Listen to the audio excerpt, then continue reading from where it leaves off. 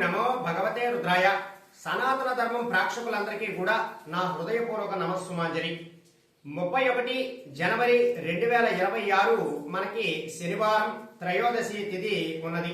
ఉదయం 7:30 వరకు కూడా శనివారం నాడు త్రయోదశి తిథి అనేటటువంటిది ఉన్నది.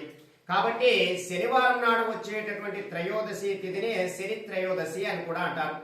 అయితే ప్రధానముగా అష్టమ శని, అర్ధాష్టమ శని, ఏలినాటి శని, ఈ యొక్క శని బాధలతో ఇబ్బంది పడుతున్న వారు, తాము అనుకున్నటువంటి పనులు సకాలంలో పూర్తి అవ్వలేనటువంటి వారు శనేశ్వరుడికి తైలాభిషేకాన్ని చేసుకోవాలి. అంటే నల్ల నువ్వుల నూనెతో శనీశ్వరుడికి మీ దగ్గరలో ఉన్నటువంటి శివాలయం వద్దకు వెళ్ళి శనీశ్వరుడికి ఆ నల్ల నువ్వుల నూనెను అభిషేకంగా చేయాలి. తదుపరి పరమేశ్వరుడి దగ్గరికి వెళ్ళి చక్కగా మీరు పంచామృతములతో అభిషేకం చేసుకోవాలి.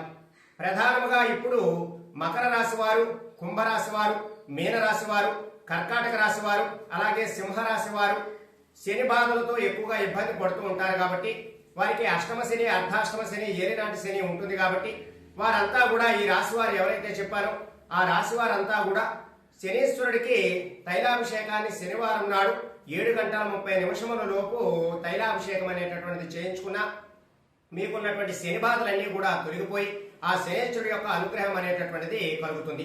అలాగే ఈ శని త్రయోదశి నాడు రావి చెట్టు వద్దకు వెళ్లి ఆవాల నూనెతో 8 ఒత్తులు కలిపి ఒక ఒత్తుగా చేసి మట్టి ప్రమిదలో ఆవ నూనె వేసి దీపారాధన చేసుకున్నా సరే శనేశ్వరుడి యొక్క బాధలన్నీ కూడా తొలగిపోతాయి.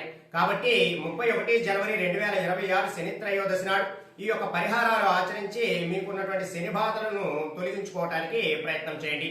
సర్వే జనా సుఖినో భవంతు. శుభం.